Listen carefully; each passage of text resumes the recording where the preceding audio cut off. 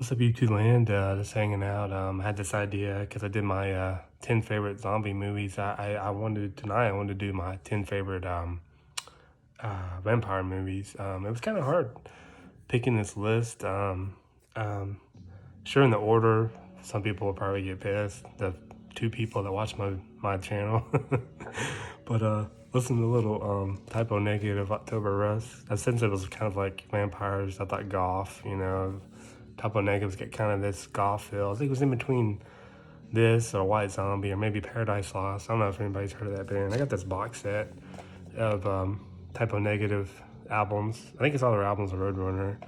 So I think after October Rust, if I'm still yakking, I think it's Bloody Kisses, World Falling Down, maybe, and I think Life is Killing Me. And then if we get through all those albums, which I probably won't, and it's Ghost. I have a 5 disc changer in the background. You see my Iron Maiden record on my turntable. I was listening to Power Slave earlier. I don't know if you can see it back there. So I'm in my man cave, just hanging out. I got this idea. I was like, why not? 10 favorite 10 favorite vampire movies. My 10 favorite. I was doing like honorable mentions, and in my zombie video, my 10 favorite. I can't believe I forgot Shaun of the Dead. I can't believe I forgot that movie. I might do a video just talking about Shaun of the Dead. I love that movie, and I can't believe I forgot it in my 10 favorite zombie movies. And I can't remember I didn't mention Warm Bodies. That's a cool zombie movie, kind of a zombie comedy, which is kind of underrated, but cool. I guess we'll get into it and listen to some typo negative in the background. I don't know if you can hear it or not. I can't tell. I can hear it, but I don't know. Sometimes in the video, I can't hear it. I can hear it when I listen back to my videos in my AirPods, but sometimes when I listen to it out loud, I can't hear it. I know it sounds so douchey. Watch my own videos. That's kind of douchey, but anyway, maybe I'm a douche. But I was gonna do honorable mention. I thought it'd be a good chance when you're talking about vampires. Talk about this vampire show that I really like. It's kind of like in the vein of The Walking Dead. It's kind of made by Guillermo del Toro. I think he wrote it or wrote the book that's based off of and made the show. And the show was awesome. I think it only had 4 seasons or 5 seasons. I still haven't seen the fourth season, but I think it's better than The Walking Dead. And it's got some cool characters, cool acting. It's kind of like a Walking Dead It's kind of like Walking Dead mixed with vampire, just like vampire zombies almost. But it's really cool. It's called The Strain. I got this the first season. Isn't that cool? See the reflection. But isn't that neat? Kind of got the bad guy's head in it. It's kind of cool. It's only my wife hates this thing. I gotta kind of hide it. So, but the disc kind of came in there. Here's the first season. It kind of came in there like that. Isn't that cool? I thought that was really cool. I got this for like $9 on like I can't remember the website I got it, but I thought it was cool. It's like the main bad guy. It's creepy in it. Said he's got 2 nutsacs on his neck, doesn't it? But this guy is really creepy. It's a cool show if you haven't seen it. It used to come out on FX. I think it's gone now. But I can't remember the actor's name. He was in the first Ant-Man movie as a bad guy, playing the Yellow Jacket. He's like the main character. Very, very cool show. Here's the second season. I got the third season somewhere, but I couldn't find it. I got some of my stuff still in storage, so maybe I'll find it. But I need to get the fourth season because I want to see like what happened. Because the third season kind of ended on a cliffhanger, so I'm definitely gonna check it out. Some more honorable mentions. Let's see. This series, like I liked it. I liked the first 2 movies. I think I liked the first 3 movies, but I thought it kind of got okay with the sequels. But I would like to get all of them one day. I saw at Walmart they had them all together. I think there's 6 or 7 movies. Kind of like Resident Evil. They started out kind of cool and just they kind of missed the boat. I'm talking about Underworld. I got the first one right here. I mean, you can't beat like vampires versus werewolves, I think they call them lichens, I think, the werewolves. Here's the second one. That's only 2 I got. I think I have the third one somewhere. I just had the disc. I don't think I have the case. But I like to get all these on Blu-ray. I haven't seen them in a while. I need to watch them again. I remember the first 3 being kind of cool, though. But anyway, that's my honorable mentions. I guess we'll get down to the nitty-gritty of my top 10 Like I said, this is just my opinion. I mean, this YouTube, I don't know if people will get pissed. I mean, the two people that watch my channel, but whatever. But my first from number 10, this is kind of like a remake, reboot. This came out in 92. I remember my dad taking me to see this, and it's like a 3 hour epic. It's almost like a play production that they turned into a movie, but very cool. It's got a lot of people in it. Great, Gary Oldman actually plays Dracula, and it's got a lot of people. It's got Anthony Hawkins plays Van Helsing. You got Keanu Reeves, Winona Ryder. I think Keanu Reeves kind of doesn't really fit in the movie. I'm talking about the remake of Dracula in the 90s. I thought this was really, really cool. Big production. This a lot of gore, a lot of blood. This is very, very cool, very different. I don't know if this followed the book. I've never read the book. It says Bram Stoker, so I don't know if that's closer to the novel than kind of the Universal Monster classics. But this is my number 10 vampire movie. I watched this not too long ago, and it still holds up. It's still pretty good. Be cool to watch around Halloween again. It says it winner of 1992 Academy Awards for Best Costume Design, Best Makeup, Best Sound, and Best Sound Effects Editing. So, but I can see the best costumes because Dracula's got some crazy costumes. I know in the beginning, Gary Oldman's Dracula is kind of old, and he's got like these man bun things on top of his head. It looks like a big ass, like he's got a big old ass on his head. It looks kind of crazy, but very, very cool. About this at Books a Million by My Work, it's got the Dracula and the remake of Frankenstein, Robert De Niro, that Kenneth Branagh directed. I got this in the $5 bin. So very, very cool. I don't really like Frankenstein. I remember seeing it I remember it coming out in the 90s. It's just I don't remember it being that good. And then I watched it and it wasn't very good. But I still like Dracula. Dracula still holds up, I think. And it's directed by Francis Ford Coppola. So there you go. I got the amazing director. My number 9, you don't hear much people talk about this movie, but I really like this movie. I think I'm the only one on the planet that likes this movie. It's almost got like a Matrix feel to me, but not really. I think it came out in 2010. I'm talking about Daybreakers. I don't think anybody's seen this movie but me, but it's got a lot of people in it. It's got Ethan Hawke is like the main character, William Dafoe, Sam Neill. I really, really like this movie. If you don't know the premise, it's like the whole world, this bat is kind of bit this one person, and the whole world is affected by this virus that turns the whole population into vampires.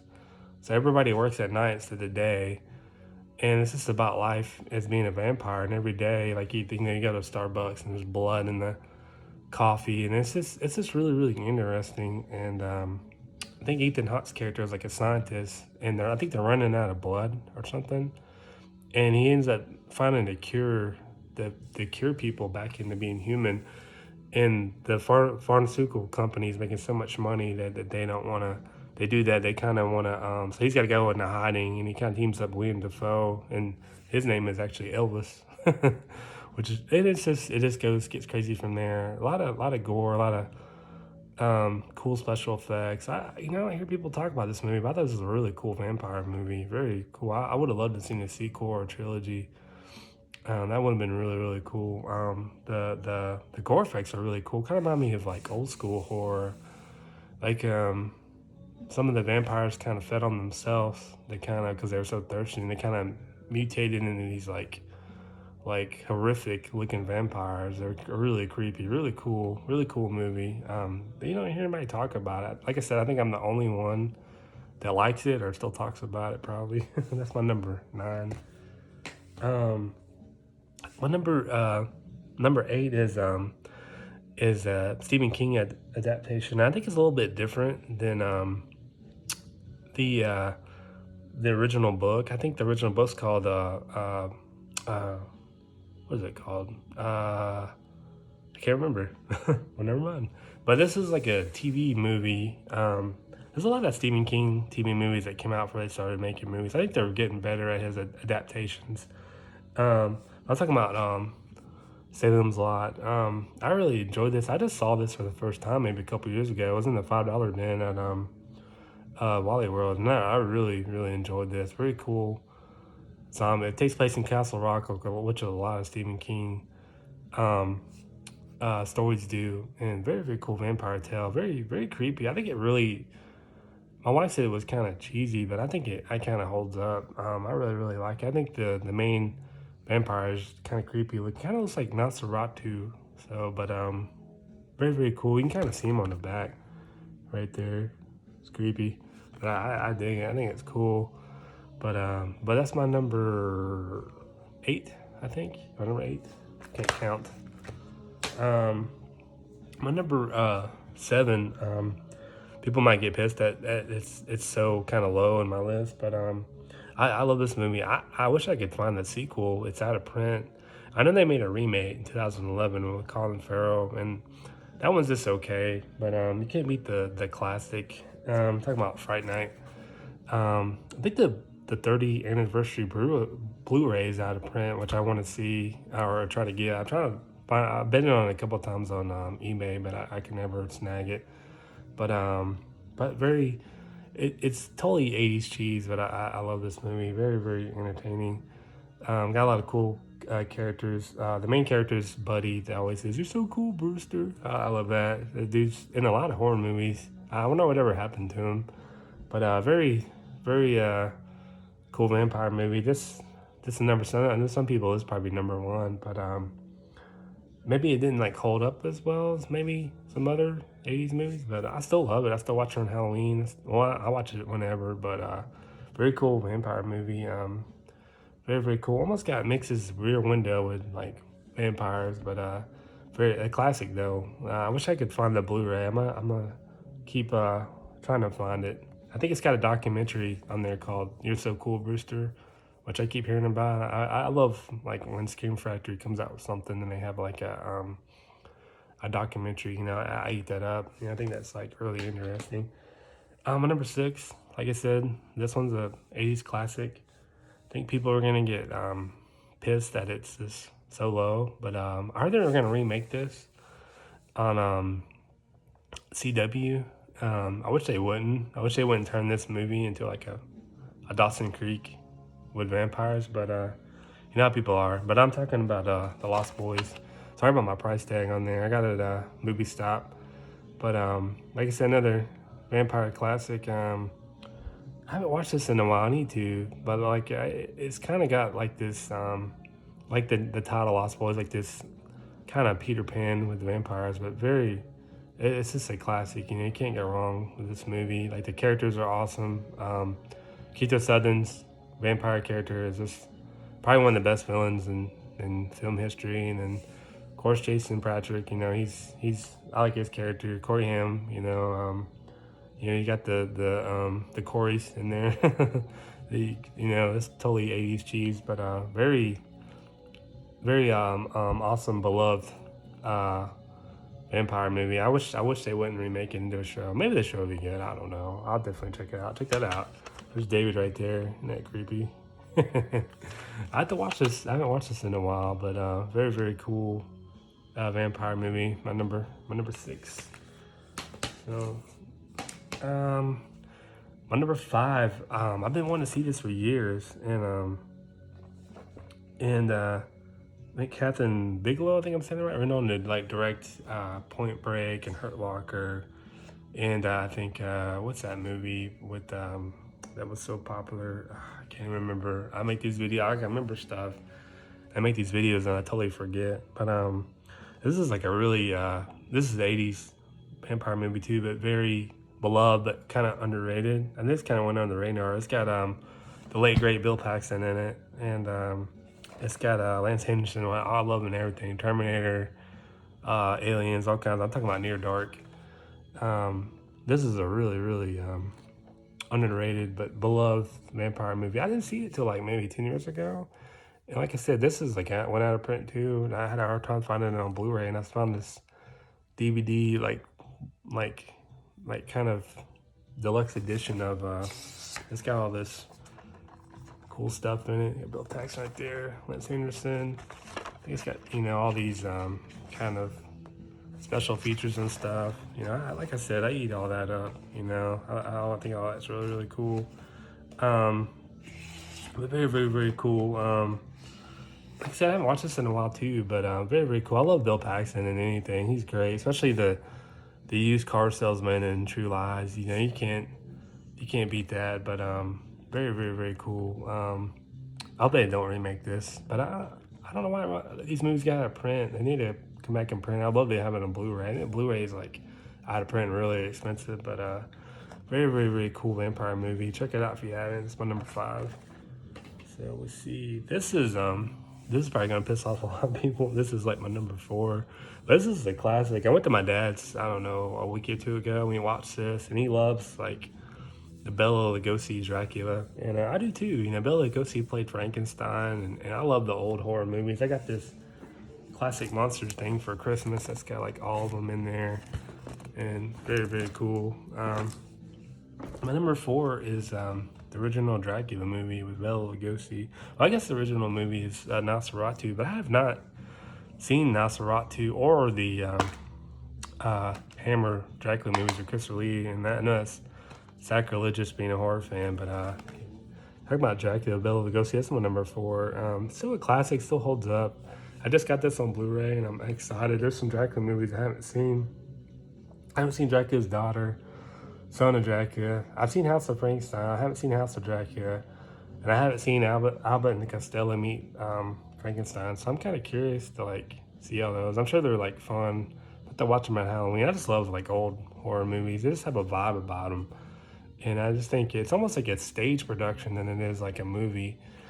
And this is still better than Dracula Untold or Van Helsing or something like that. But very cool. How they're remaking Dracula with the writer from Jennifer's Body. That's why I just heard that the other day. But Bela Lugosi's Dracula is my number 1. Still holds up. Still a classic. I think it was 1931 says on the back. I cheated, but my number 4. This is my number 3. Like I said, I like anything Quentin Tarantino like has anything to do with, and I love Robert Rodriguez. I think he's a great director. He did Planet Terror, and he did the Machete movies, and it's just got, they both have this vibe about them that I just love. And but anyway, this movie I'm talking about is Dusk Till Dawn. I just think that this is such a cool movie. It's not a Quentin Tarantino movie. He's in it. I think he might have wrote this, but it's definitely got a Quentin Tarantino vibe about it. And of course, it's George Clooney and Quentin Tarantino are brothers, and they're on the run, and they go to the Mexican American border to kind of hide out at this bar, and of course, it's infested by vampires. But very, very cool. It's got some of the characters from Quentin Tarantino movies. Well, I don't say characters, but I say the sheriff from Kill Bill and Planet Terror and Death Proof, and then he's in this too. Of course, they had the Green Apple cigarette. So that's cool. I got a buddy I work with. He says the best 10 minutes of film history is Salma Hayek dancing in that bar. It always makes me laugh, you know. But very, very cool, very classic. They have a documentary on here. I think it's called Full Tilt Boogie, and it's very, very interesting about the making of this movie. Very, very cool. They don't have this on the Blu-ray one. That's why I still have this one. This is a 2-disc special edition, which is really cool. Got this at Movie Stop too. See the tag on the back. But very, very cool, very gory. It's got Tom Savini and Greg Nicotero. They play bikers in the bar, which is always cool. I think they might have done some of the gore, so that's always cool. Very, very cool. And Tom Savini, I just watched Planet Terror. He's in that too, so they must be buddies. So that's really cool. But that's my number 3. My number 2. This came out in 2007, 2006, might have been 2005. This kind of surprised me how good this movie is. I think everybody talks about vampire movies, kind of younger than me. They always say this movie. I think this is based off a graphic novel, which is a comic book. And very, very cool story, very cool. This really kind of do something different with vampires, kind of make them even scarier. And I'm talking about 30 Days a Night. Very cool movie. I don't know if I would say it was underrated, but I kind of feel like it is sometimes. But this is a cool horror movie. This very very creepy, creepy as shit. Some of the vampires, how they call out to each other and the way they look through the black contacts. It was really creepy vibe. I need to watch this. I haven't watched it in a while, but I always enjoyed this movie. I always thought this movie was really cool. I might have to upgrade to Blu-ray. Um, very cool. One of my favorite. Well, it's my number two zombie movie. So, but very cool movie. Josh Hartnett does a really good job. All the vampire, the people that play vampires do a really good job. You don't really hear much about Josh Hartnett anymore. I know he's on that Penny Dreadful show. I heard that was really good. I need to check that out. But this is my number two vampire movie. Very cool. My number one vampire movie. I saw this in 2010. And this is a remake of a Swedish movie called Let the Right One In. And